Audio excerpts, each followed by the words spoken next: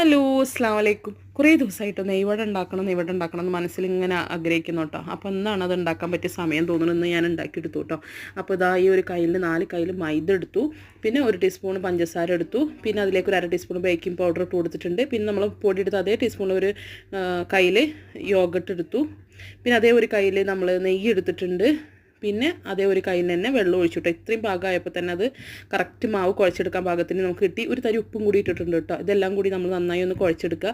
ഒരുപാട് ഹാർഡ് ചെയ്ത് കുഴക്കാതെ പതുക്കെ കുഴച്ചിട്ട് ഒരു 15 മിനിറ്റ് ഞാനിവിടെ മാറ്റി വെച്ചു. ഇതേ സമയം കുറച്ച് ഷുഗർ സിറപ്പ് ഉണ്ടാക്കി കൊടുത്തു കേട്ടോ. നമുക്ക് മധുരത്തിന് ആവശ്യമായ കുറച്ച് പഞ്ചസാര എടുത്തിട്ട് കുറച്ച് വെള്ളം ഒഴിച്ചിട്ട് 2 ഏലക്ക കുത്തിയിരുന്നത് നന്നായിരിക്കും.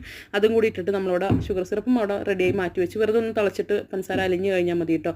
പിന്നെ ഒരു പാത്രത്തിൽ എണ്ണ ഒഴിച്ചിട്ട് നമ്മളിതുപോലെ വട രൂപത്തിൽ മാവിനെ എടുത്തിട്ട് കുറേശ്ശായിട്ട് വേവിച്ചെടുക്കുക.